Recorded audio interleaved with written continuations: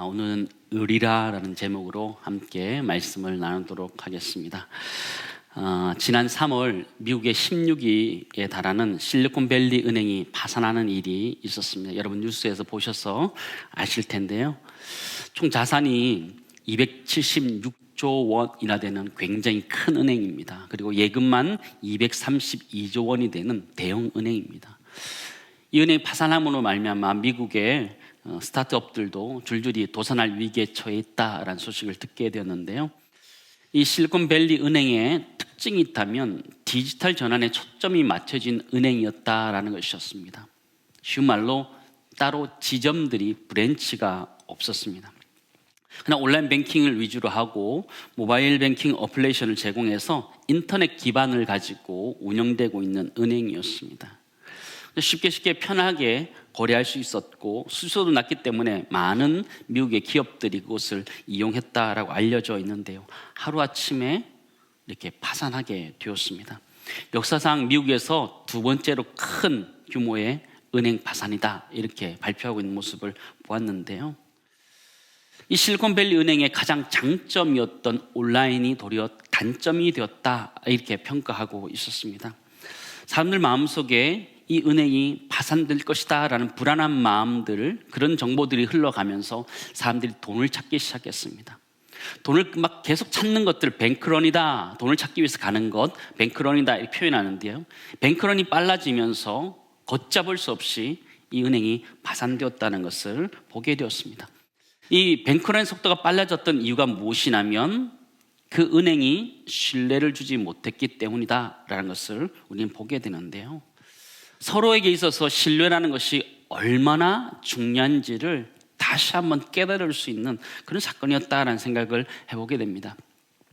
여러분 챗 GPT가 나오고 여러 가지 일들이 사회가 되면서 굉장히 기계적이고 그리고 냉랭한 그런 시대에 갔지만 사실은 사람들의 신뢰가 가장 기본이 되어야 하고 중요한 것이다라는 것들을 우리에게 가르쳐주는 큰 사건이었다, 저는 그렇게 생각되어집니다. 여러분 한국 사회는 신뢰 사회입니까? 아니면 불신 사회입니까?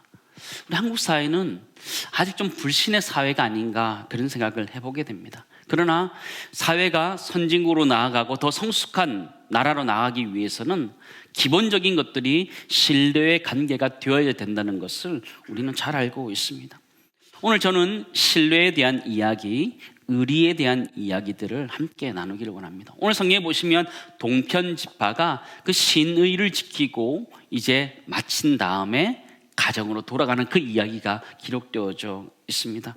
하나님께서는 모세를 통하여 이 동편지파에게 이야기를 했습니다. 너희는 먼저 땅 분배를 받았지만 서편의 그 땅을 다 정복할 때까지 너희가 형제들 도우라 이렇게 이야기를 들었던 것이죠. 여호수아 1장으로 좀 돌아가서 볼까요? 14절 15절 말씀입니다. 너희의 처자와 가축은 모세가 너희에게 준 요단 이쪽 땅에 머무르려니와 동편을 이야기하는 겁니다. 동편. 너희 모든 용사들은 무장하고 너희 형제보다 앞서 건너가서 그들을 돕되 여호와께서 너희를 안식하게 하신 것 같이 너희의 형제도 안식하며 그들도 너희의 하나님 여호와께서 주시는 그 땅을 차지하기까지 하라. 그리고 너희는 너희 소유지 곧 여호와의 종 모세가 너희에게 준 요단 이쪽 해 돋는 곳으로 돌아와서 그것을 차지할지니라. 동편 지파가 서편으로 가서 가나안 땅을 다 점령할 때까지 도운 다음에 그 다음에 다시 동편으로 돌아오라 이런 이야기를 하는 거예요. 그게 여호수아 몇 장에 기록되어 있어요? 1장에 기록되어져 있는데요. 그 일을 여호수아서가 마치는 그 시점까지 거의 동행하면서 함께하고 있음을 우리는 보게 돼요. 22장 1절에서 3절 말씀 보실까요? 그때 여호수아가 르우벤 사람과 갓 사람과 므낫세 반지파를 불러서 그들에게 이르되 여호와의 종 모세가 너에게 명령한 것을 너희가 어떻게 했다고요? 다 지키며 또 내가 너에게 명령한 모든 일에 너희가 내 말을 순종하여 같이 있습니다. 오늘까지 날이 오래도록 너희가 너희 형제를 떠나지 아니하고 오직 너희의 하나님 여호와께서 명령하신 그 책임을 지키도다. 그렇죠. 3절이 참 가슴에 와닿더라고요. 3절에. 성경을 보니까요, 날이 오래도록 형제를 떠나지 아니하고 여호와의 명령하신 그 책임을 지켰다 이렇게 표현하더라고요. 여러분 이 문장을 여러분 가져가셨으면 좋겠어요. 오늘 집으로 돌아가실 때 3절 이 말씀 한 절만 여러분 기억하셔도 괜찮겠어요. 날이 오래도록 형제를 떠나지 아니하고 여호와께서 명령하신 그 책임을 지켰다라는 표현을 기억하셨으면 좋겠습니다. 그들은 오랫동안 순종했던 지파들이었고요. 또한 형제를 떠나지 아니했던 지파였고요. 또한 그 책임을 다했던 지파다 성경은 그렇게 표현해 주고 있어요. 이것을 한마디로 뭐라 그럴까요? 의리. 그런 거 아니겠어요? 그죠? 의리. 의리가 뭔지 사전을 좀 찾아보니까 이렇게 표현되어 있더라고요. 네. 사람으로서 마땅히 지켜야 할 도리, 사람의 관계에서 지켜야 할 바른 도리를 의리다 이렇게 표현해 주고 있었는데요. 의리라는 것은요, 관계 속에서 되어지는 것이고 특별히 형제, 자매, 가족 간의 관계에서 지켜지는 것을 의리다 이렇게 표현할 수 있을 것 같아요. 이스라엘 지파는요, 12지파는 야곱의 아들들과 후손으로 구성되어 있는 형제, 자매들이었기 때문에 이들은 그들을 서로 책임질 수 있는 책임이 그들에게 있었음을 우리는 알아야 합니다. 잠언 17장 17절에도 보면 형제는 위급한 때를 위하여 났다, 성경이 이렇게 표현해 주고 있는 것이죠. 여호수아서 22장 말씀 보면서 제 마음에 크게 남았던 단어가 하나 있는데 그게 무엇이냐면 그 책임이라는 단어였습니다. 그 책임. 그냥 단순히 책임 이렇게 표현하지 않고요, 그 책임이다 라고 표현하고 있었습니다. 그 책임이라는 것이 무엇일까요? 우리 믿는 사람들끼리 가져야 되는 그 신의 믿음, 의리가 있어야 된다는 것을 우리 가르쳐주고 있었습니다. 우리가 서로를 책임질 수 있는 그 책임이 있어야 되고, 성경은 또한 그 책임이 여호와의 명령이다 이렇게 표현하고 있었습니다. 한번 따라하겠습니다. 의리는 명령이다. 의리는 명령이다. 그렇게 이야기하고 있는 거예요. 형제로서 자매로서 책임을 다하는 것은 마땅한 도리이지만 또한 그것은 여호와께서 명령하신 명령이라는 것을 우리에게 이야기하고 있는 거예요. 그런데 우리를 가로막고 있는 것들이 있음을 보게 돼요. 이스라엘 백성들을 동편, 서편으로 어떻게 나누나요? 지도 한번 보실래요? 지도 한번 보여주시죠. 12지파의 지도가 쫙 있는데요, 여러분 보시는 오른쪽이 동편 지파입니다. 모세 시대에 먼저 분배받은 땅이고요, 왼쪽 편에 있는 땅들이 서편 땅인 거죠. 서편 땅이에요. 여러분 그 가운데 뭐가 흘러가고 있나요? 요단강이 흘러가고 있습니다. 요단강. 동편 지파와 서편 지파를 가르고 있는 이 요단강은요, 물리적으로 그들을 가를 수밖에 없는, 어쩔 수 없는 가리는 그런 기준점이 되는 것을 우리는 보게 되죠. 근데 우리에게도 우리 인생을 살아감에도 있어서 수많은 요단강들이 우리 인생 가운데 그어져 있다라는 생각을 해보게 됩니다. 여러분에게는 어떤 것들을 갈라나는, 서로 나누고 있는 요단강이 무엇이 있으십니까? 우리 사회는 참 사분오열되어 있다 이렇게 말할 수 있을 것 같아요. 이념으로, 지역으로, 나이로, 세대로, 성별로, 노사로 아주 촘촘하게 아주 조각조각 나 있는 것이 이 사회가 아닌가, 그런 생각을 해보게 됩니다. 남북으로 나눠진 것도 말할 것도 없고요, 동서로 나눠져 있고, 남녀로 나눠져 있고, 나이 들면에서 나눠져 있고, 노사로 나눠져 있고요. 아주 쫙쫙쫙쫙 나눠져 있는 것 같아요. 제가 캐나다 밴쿠버에서 잠깐 있으면서 우리나라를 봤어요. 우리나라 너무 작아요. 그죠? 큰 대륙의 나라들을 보면요, 정말 커요. 정말 크거든요. 우리나라는 참 작아요. 그런데 그 작은 나라를 산산조각으로 다 나눠놨어요. 그죠? 왜 그렇게 살아가는 거예요? 네. 우리는 얘기해요. 서울, 그죠? 서울, 지방, 경계를 그어서 구분하지요. 저기 큰 나라에서 보면 뭐라 그럴까요? 그게 그 나라 아니에요? 그게 서울이나 저 저기 뭐 전주나 부산이나 뭐 제주나 저기 그냥 그 조그만 그 나라라고 보는 거죠. 근데 우리는 거기서 그걸 나누고 있는 거죠. 좀 크게 보면 어떨까 이런 생각들을 좀 해보게 됩니다. 참 우리 나라 이 사회 가운데 우리 사회를 이렇게 가르고 있는 요단강이 너무나 많다 이런 생각을 해보게 됩니다. 2021년도에 글로벌 여론조사 기관인 입소스라는 단체에서 갈등 관련 조사를 한 적이 있었습니다. 여러분 28개 나라가 거기가 이렇게 목록을 체크했는데 우리나라 몇 등 했게요? 우리 1등 했습니다. 우리는 뭐 놀랍지도 않습니다. 그죠? 갈등 1등 했습니다. 12개 항목을 체크했는데 무려 7개 항목에서 1등 했습니다. 야, 정말 종교 갈등, 세대 갈등, 빈부, 지지 정당, 학력, 남녀, 또 정치적 성향 가지고 쫙쫙 갈라진 게 무려 1등을 12개 가운데 7개나 했더라고요. 야, 정말 대단한 나라입니다. 별로 놀랍지도 않습니다. 이제는 그죠? 별로 놀랍지도 않아요. 뭐 그 정도는 하지 뭐 그러죠. 그런 시대에 살아간 여러분들을 주님으로 축복합니다. 그죠? 그런 나라, 그런 민족이지만 그 가운데서 열심히 잘 살아가는 여러분을 진심으로 축복합니다. 갈등이 많지만 그 가운데서 살아내는 여러분을 진심으로 축복해요. 이 분열의 시대를 어떻게 극복할 수 있을까요? 분열의 시대에 어떻게 극복할 것인가 라는 책을 제가 읽어본 적이 있습니다. 읽어본 적이 있는데요. 이 콜롬비아 대학교 심리학 교수가 쓴 책인데요. 이게 2020년도에 굉장히 이렇게 좀 이슈화되면서 있었는데요. 미국 사회가 어떻게 분열했는지, 트럼프로 인하여서 여러 가지 분열들이 좀 많아졌는데 그것을 어떻게 바라보고 어떻게 해결할 것인가 이런 것들을 쓰고 있었습니다.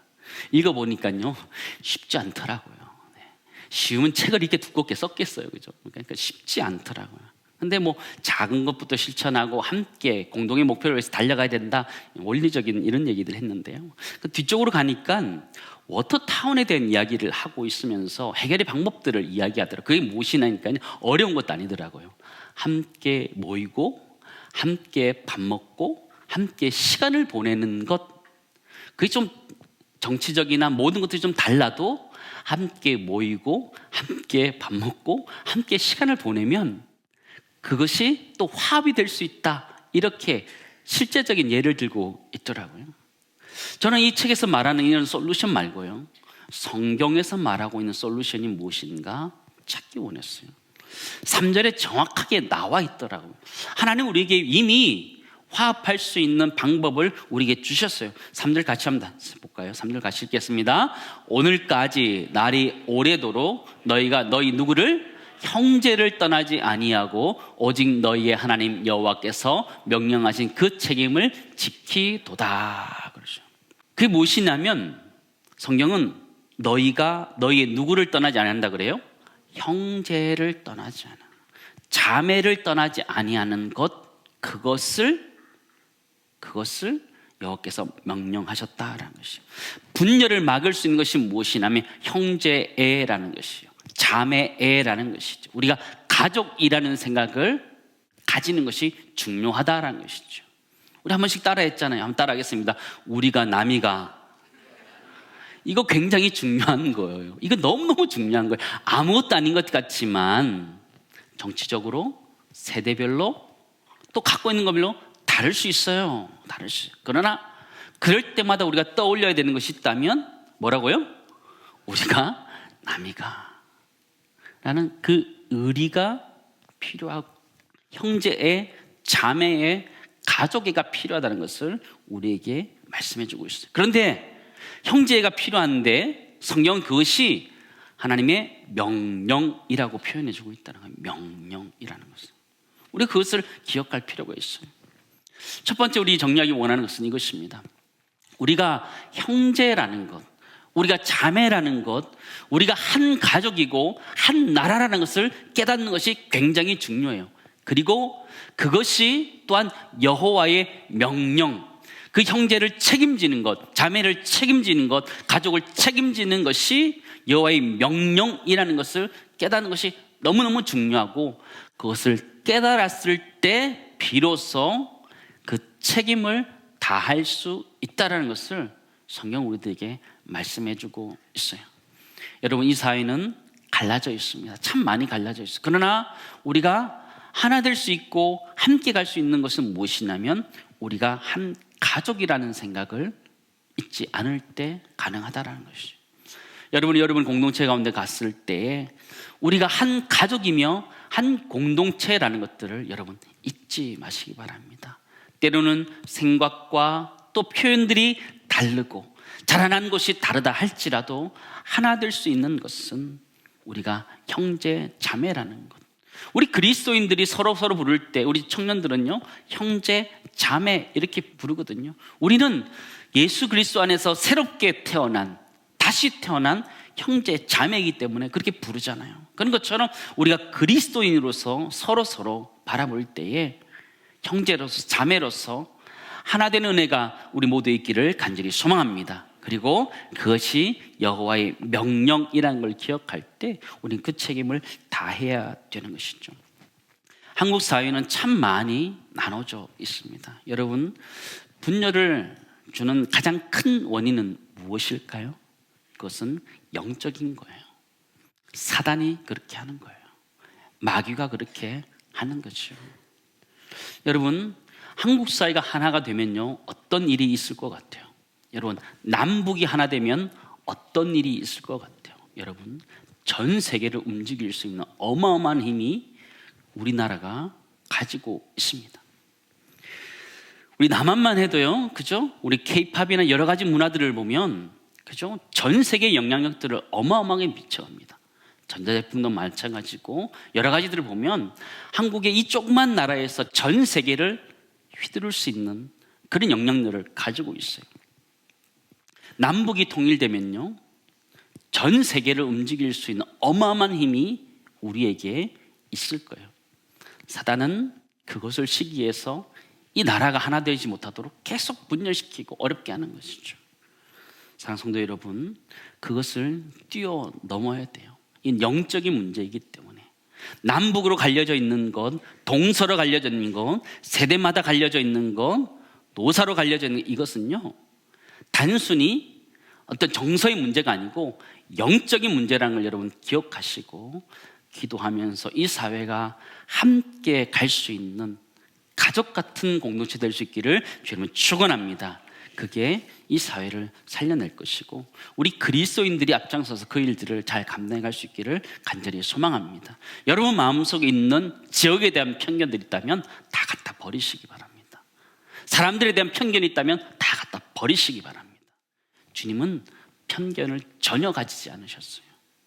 우리 모두가 하나됨에 있어서 함께 할 수 있는 애가 우리 모두 있기를 간절히 소망합니다.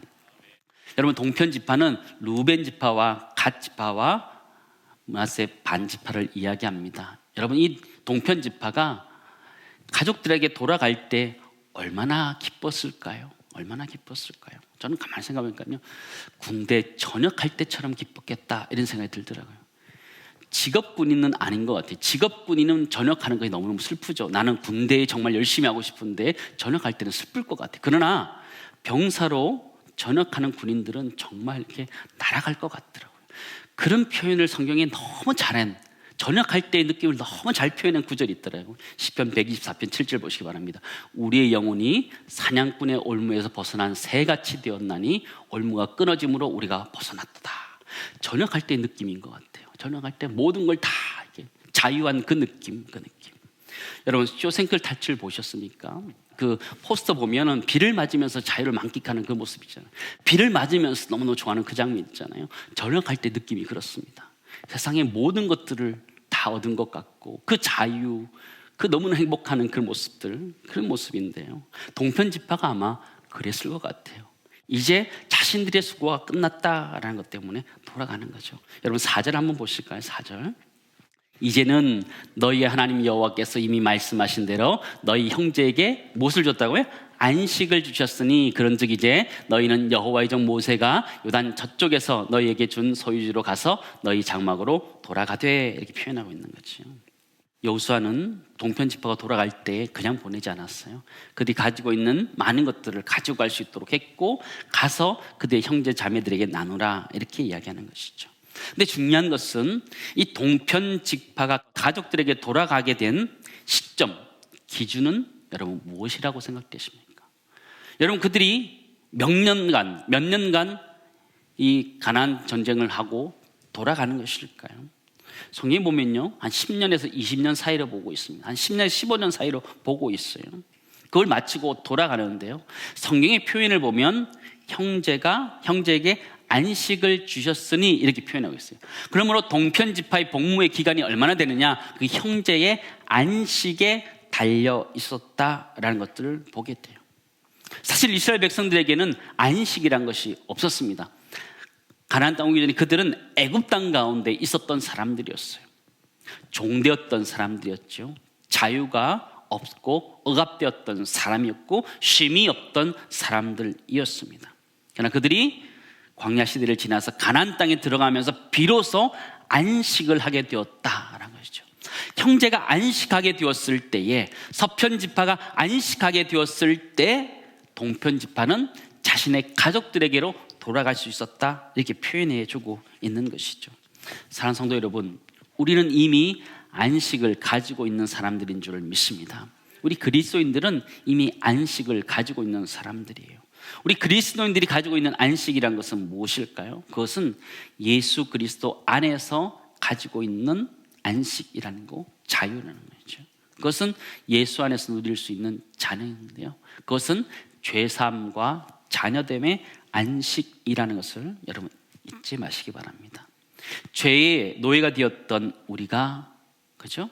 예수 그리스도를 알게 됨으로 인해서 그의 십자가와 부활을 통해서 우리 죄가 사함받아서 죄 사함으로 말미암은 자유라는 그 안식이 우리에게 주어졌다라는 것이죠. 갈라디아서 5장 1절 말씀 보실까요? 그리스도께서 우리를 자유롭게 하려고 자유를 주셨으니 그러므로 굳건하게 서서 다시는 종의 멍에를 매지 말라, 이렇게 얘기하는 거예요. 매지 말라. 우리에게 자유를 주셨다. 우리 그리스도인들의 자유가 있다면 죄 사함으로 인한 자유라는 것이 우리에게 주어져 있다는 것이죠. 또 한 가지 더 있다면 우리는 무서워하는 종의 영을 받는 것이 아니라 양자의 영을 받아서 하나님 아버지를 아빠, 아버지라고 부를 수 있는 자격이 생긴 거예요. 로마서 8장 15절 말씀 보시기 바랍니다. 너희는 다시 무서워하는 종의 영을 받지 아니하고 양자의 영을 받았으므로 우리가 아빠, 아버지라고 부르짖느니라, 이렇게 표현하고 있는 거죠. 여러분, 우리 안식이라는 것이 무엇일까요? 우리 안식이라는 것은, 그리스도인의 안식이라는 것은요, 예수 그리스도 나의 죄를 사해 주심을 말미암은 그 자유가 우리에게 있는 것이고, 또 하나는 하나님 아버지를 아버지라 부를 수 있는 그 평강이라는 그 안식이 우리에게 있다는 것이죠. 우리 안식은 죄 사함을 통한 자유의 안식이 있고, 또 하나님의 자녀됨을 통한 평강의 안식이 있다라는 것이죠. 그런데 이게 언제까지 이 일을 해야 될까요? 성경은 형제가 안식할 때까지 그 일을 하라, 이렇게 이야기해주고 있는 것이죠. 사랑하는 성도 여러분, 우리 그리스도인들은 복음을 언제까지 전해야 될까요? 우리의 이웃들, 형제, 자매들이 안식할 때까지 전해야 되는 것이죠. 전해야 되는 거죠. 두 번째, 마지막 정리하기 원하는 것은 이것입니다. 우리의 형제, 자매가 안식을 누릴 때까지 그 책임을 다해야 한다, 성경은 이야기하는 거예요. 우리의 형제, 자매가 그들이 예수 그리스도 안에서 죄 사함으로 말미암은 자유함이 그들에게 주어지고 하나님을 아버지라 부르면서 그들이 가질 수 있는 평강을 누릴 때까지 그 책임을 다해야 된다, 이렇게 성경은 이야기하는 것이죠. 하나님은 복음 전파에 있어서 우리들에게 전역을 명한 적이 없다라는 것이에요. 근데 우리 가운데는 복음을 전하는 데 있어서 이미 전역한 사람처럼 행동하는 사람들이 있어요. 여러분, 군대에 있지만 이미 전역한 사람처럼 행동하는 사람들이 있습니다. 공식적인 명칭은요, 전역이 임박한 병장, 이렇게 표현하더라고요. 그러나 우리는 그렇게 부릅니다. 뭐라 부르죠? 말년병장. 군기 다 빠진 말년병장. 우리 복음 전대에 있어서 우리 그리스도인들이 이 말년병장과 같은 사람들이 너무나 많아요. 군대에 있지만 군대에 있지 않는 듯한 그런 사람, 우리의 모습이 아닌가, 그런 생각을 해보게 됩니다. 한국교회 모습이 그런 것 아닌가 생각되어집니다. 말년병장이에요. 군인인 듯 군인이 아닌, 그죠? 그런 그리스도인들, 우리 모두가 그런 사람 아닐까요? 때로는 우리가 그럴 수 있다 생각되어집니다. 나는 안식을 누리고 있지만 우리 형제 자매들이 안식을 누리지 못하는데 다 안식을 누리는 것처럼 그렇게 말년병장처럼 있는 것이 우리의 모습이 아닌가, 그런 생각을 해보게 됩니다. 사랑하는 성도 여러분, 우리 다시 모자를 다시 삐딱하게 썼던 모자를 다시 바로 써야 될 것 같아요. 군화끈도 다시 매고 허리도 다시 졸라매고 우리 자신을 돌아보면서 우리 자신들을 생각할 수 있는 그런 시간이 되었으면 좋겠습니다. 이런 복음 전파, 우리가 사랑을 실천해 가는 것 언제까지 해야 될까요? 그것은 우리 주변에 있는 사람들이 안식을 얻을 때까지 그 일들을 해야 된다고 성경은 우리에게 가르쳐주고 있어요. 복음 전도에 있어서 주님 오실 때까지 그 일을 우리가 감당해야 되는 것이죠. 우리는 하나님의 그 전신갑주를 입어야 되는 거예요. 군기가 들어있어야 되는 거죠. 에베소 6장 말씀 보실까요? 우리 같이 한번 읽도록 하겠습니다. 같이 읽겠습니다. 마귀의 간궤를 능히 대적하기 위하여 하나님의 전신갑주를 입으라. 우리의 씨름은 혈과 육을 상대하는 것이 아니요 통치자들과 권세들과 이 어둠의 세상 주관자들과 하늘에 있는 악의 영들을 상대함이라. 그러므로 하나님의 전신갑주를 취하라. 이는 악한 날에 너희가 능히 대적하고 모든 일을 행한 후에 서기 위함이라 말씀하시는 거예요. 우리 모두가 하나님의 전신갑주를 입기를 주님은 축원합니다. 군기 빠지면 안 된다는 거예요. 군기 빠지면 안 된다는 거죠. 다시 우리 자신을 돌아보면서 하나님 은혜 가운데 설 수 있기를 간절히 소망합니다. 우리 모두는 이미 하나님이 주시는 안식을 경험한 사람들입니다. 그러나 우리 주변에는 그리스도가 주시는 그 자유와 평강의 안식을 누리지 못한 사람들이 참 많이 있는데, 그분들을 기억하시면서 그분들에게 복음을 전하고 사랑을 전하는 그 일들을 다시 시작할 수 있기를 간절히 소망합니다. 우리는 말년병장이 아니고요, 지금 열심히 전해야 되는 현역이란 걸 기억하시면서 여러분 이웃들을 돌아보시고 여러분 이웃들에게 주님이 주신 진정한 안식들을 전할 수 있기를 간절히 소망합니다.